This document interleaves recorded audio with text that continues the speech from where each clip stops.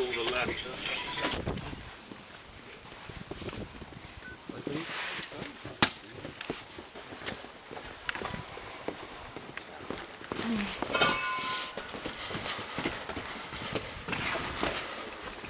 Go on. Stand back.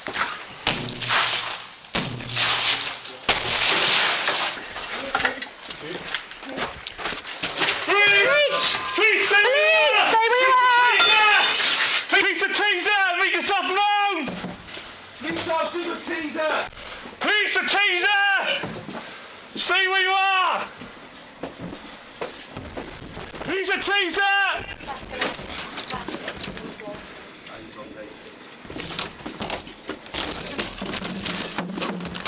Police a teaser!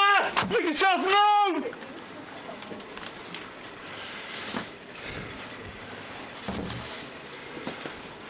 Police a teaser!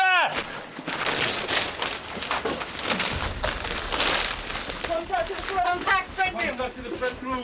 First or second floor. There'll be someone in there now. Ground floor. Going to Floor, Yeah, there's the door. come to the front. Is it a porch here, guys? We need to hear this. Put your hands out. Put your hands out. Put your hands out. Don't get cough on it. Hold that. Hold that. Keep down. Keep down. How many people are here? How many others? Anyone else?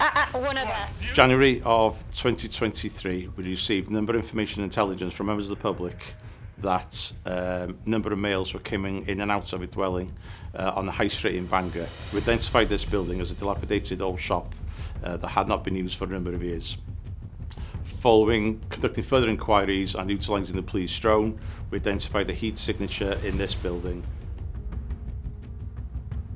On the 30th of January, we executed the warrant, and within that building, we identified 2 Albanian males and cannabis cultivations to the value of £1.2 million. We then identified that the building had been extensively adapted with cables and wires, which made the building unsafe for further searching. Therefore, we sought the assistance of the local utility company, who advised us that the main source of the electricity was coming through the High Street in Bangor, and it had been abstracted at that point outside of the building.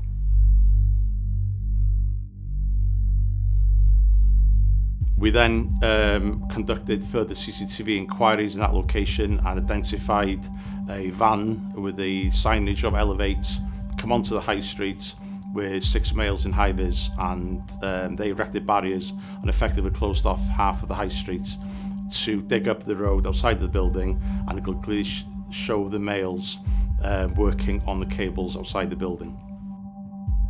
Over the next couple of months, up to April of that year, we conducted further warrants along the High Street in Bangor in a similar setup, similar shops which were not used and dilapidated. I identified 5 other Albanian nationals within the buildings, and a total value of £800,000 worth of cannabis cultivations was also discovered in a similar setup.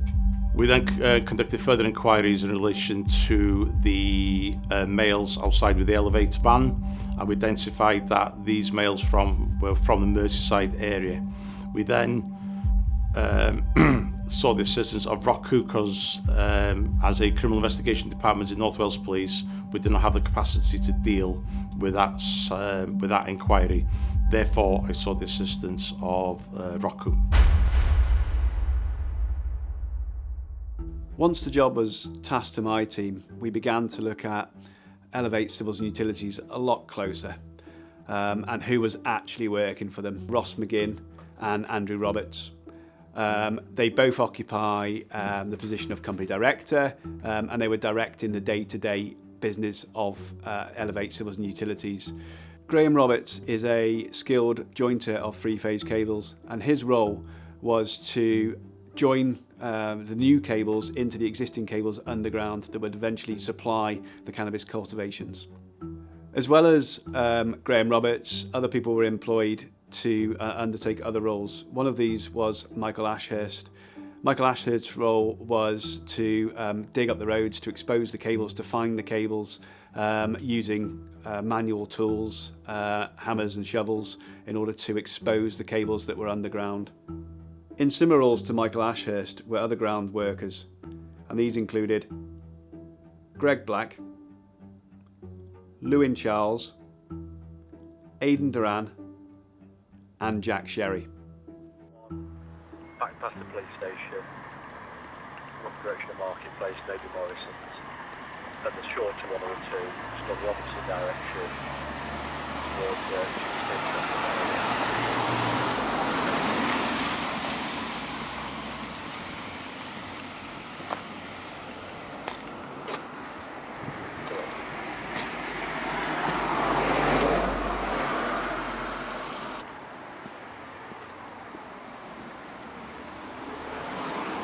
Alpha Romeo 331 for an age. Yeah. You able to have a look at into number 5 of the 26th?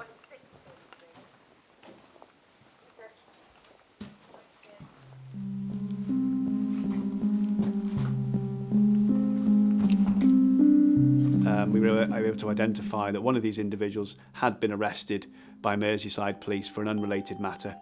And that unrelated matter meant that his phone had to be downloaded. And within that phone download was a WhatsApp group, and the WhatsApp group was entitled Elev8 Civils and Utilities. An analysis of that showed us that the group had been working all over the country. And within that WhatsApp group, they would discuss where they were going the following day and how the work was going, send pictures, and it really opened a massive can of worms for us. We had to investigate every single message, every single picture that was sent, and that led us all around the country. To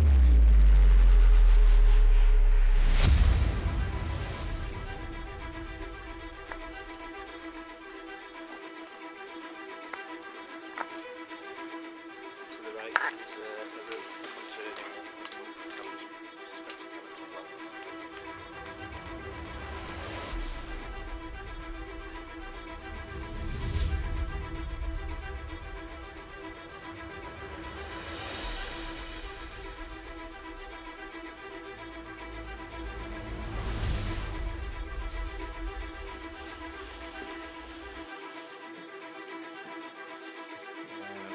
One room on the left, one straight ahead. Room on the left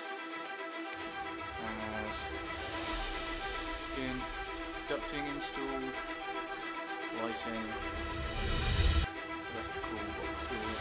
So this investigation really highlights the significance of modern slavery and human trafficking, of which there are 4 strands. So there is criminal exploitation, which I want to talk about. There's labour exploitation, sexual exploitation and domestic servitude.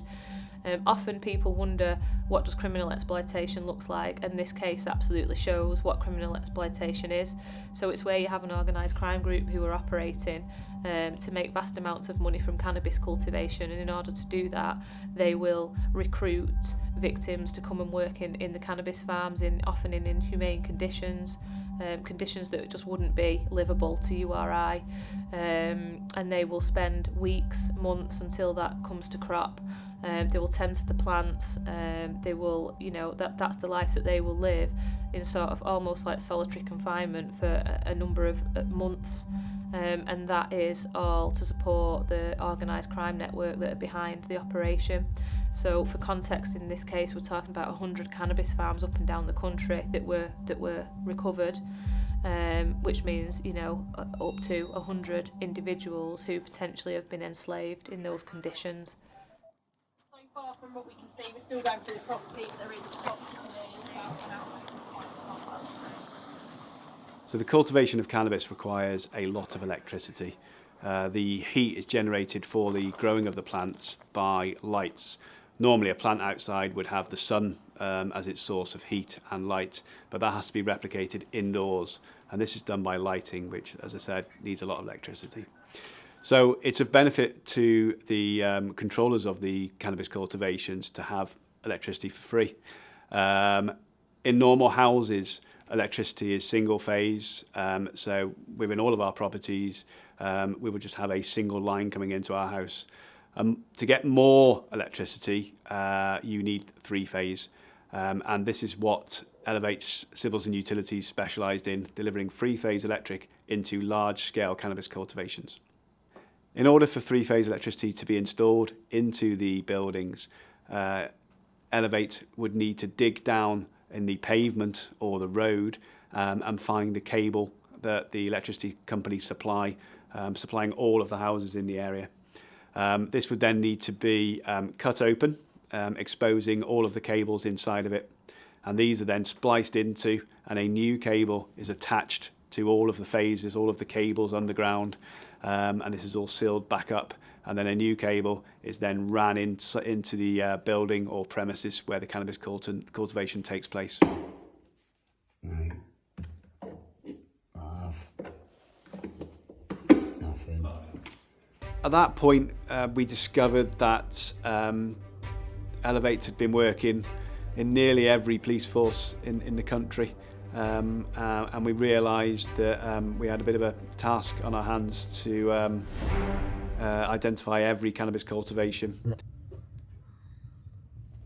In order to dig up the road, you need signage, you need to close the road off. Again, you need a licence to be able to do this, and none of this was possessed by Elev8 Civils and Utilities when they were exposing the 3-phase cables for the purpose of cannabis cultivation. However, the vans they were using were sign written, they did have barriers, and they did close off the roads. And to a normal member of the public, it would look like they were just working on the cables or underground, and no suspicion would be brought to them. This is not something that you can just go out and do. This is very dangerous work.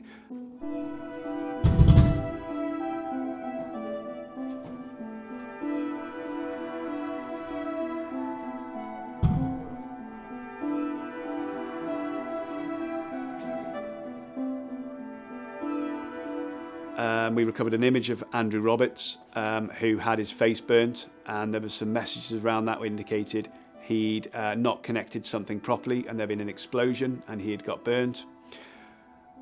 This poses a huge risk to the individuals undertaking the work. If they get it wrong, they could die. On occasions, members of the public would contact their local police force and raise their suspicions. There was one up in the northeast, where it was early Sunday morning and the neighbours had phoned in because they were making so much noise, and the police did attend, and Graham Roberts was arrested at that scene, whilst another male fled from the location and made good his escape from police. Are you working with this, are you? Yeah, we're doing a blockage from that side, which I can't find. Alright, what's your name, mate? Graham Roberts. Right, okay. Where are you from, Graham? From Wigan. So you've travelled up from Wigan? We go everywhere, mate. We go London, Scotland, everywhere. Quick one, mate. Yeah? I know you were saying you were here under AC Civils. Yeah. That company wound up in 2022. 2022? Yeah. 2023 now. AC, yeah, it's on the government website. Civils. Yeah. Compulsory like liquidation. I say, we don't think he just sends the job. Yes, but the problem is they had a liquidation. So the question is we've had an issue with this, and I've just got to make sure that this is being done legit. Yeah, you're telling me that you've been tasked by a company that went bust last year. So if you got, so who's your supervisor that I can contact? Ross, who's his supervisor. Ross? Yeah, he's the supervisor on the street work side. Ross who? Ross McGinn. Because of an incident in Sunderland. So apparently you are the person in charge that I've been told to speak to. Right, okay, I'm the duty sergeant at Northumbria Police. Alright, been passed your number. Right, who's he? Well, he's just hung up on me as soon as I identify myself as a police officer. One of the first things that we did as an investigation team was make contact with Scottish Power. We did this because we've got no idea how to join electricity cables, and we really needed the understanding so that we could understand how the crime group were connecting the cables, and that would then give us our investigative opportunities. And what then happened is we got a very close working relationship with Scottish Power, and they assisted us throughout the whole of the investigation, and indeed we identified a corrupt employee during the course of the investigation.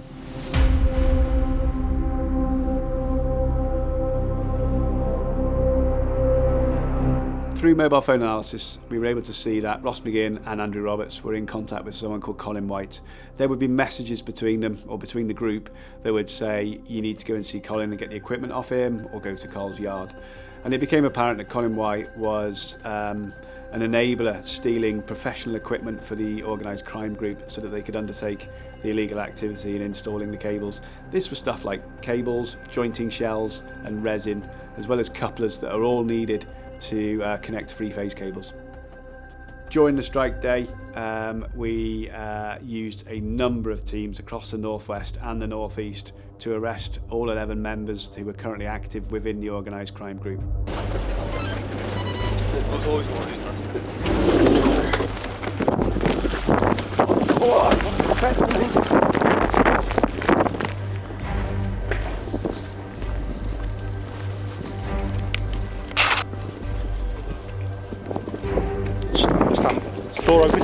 Door open.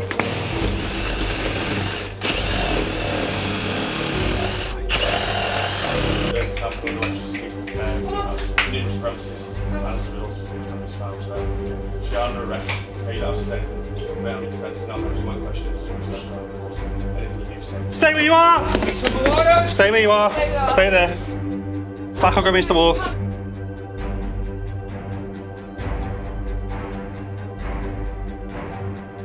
Just stay where you are for now, so okay, we've got a warrant to search the premises. Alright. What's your name? You're going to be under arrest, okay, so it's 6:02. You're currently under arrest for conspiracy to produce Class B drugs and conspiracy to obstruct activity. Okay, so you do not have to say anything but no harm. Your defence, you do not mention when you question something that you later rely on in court. Anything you do say may be given in evidence, okay? Do you understand that? Yeah. Do you have a reply to that? No.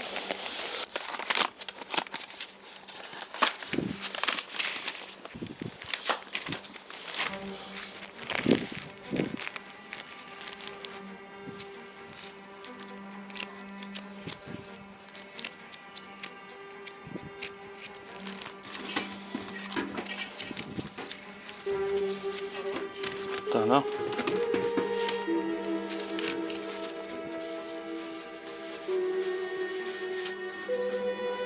There's a considerable amount in there.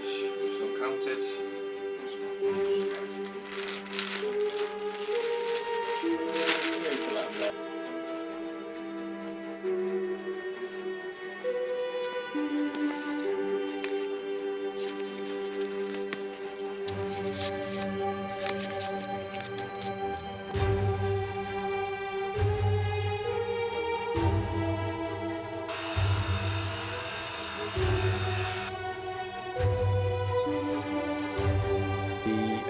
Search warrant that was executed in the Wigan area at the business premises identified a lot of electrical jointing equipment. Now, Elev8 have got no authority to joint cables. They've never been legally qualified to do so, and all of the cables and jointing equipment were from Scottish Power and had been stolen. There was a number of vehicles that were registered to the company, motorbikes and various diggers, breakers, generators, which were all seized.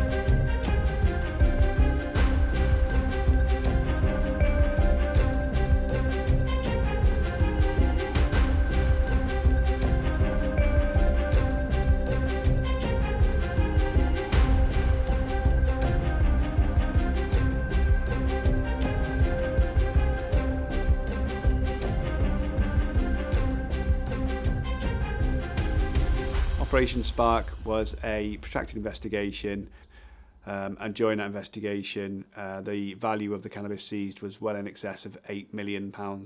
As well as the cannabis that was seized, there was also a huge cost to electricity companies, and this is both in the abstraction of the electricity and the cost that that has, and also the damage caused to the electricity network and the cables underground. There's also a further cost to the building owners because the damage that's done during the installation and the running of cannabis cultivations is also massive. And a lot of the business owners or the premises owners had no idea what was going on inside their buildings. There are several ways that you can report modern slavery and human trafficking. If in doubt, please report it to either Crime Stoppers, the Modern Slavery Helpline, or to the police on 101 and 999 if you think it's an emergency.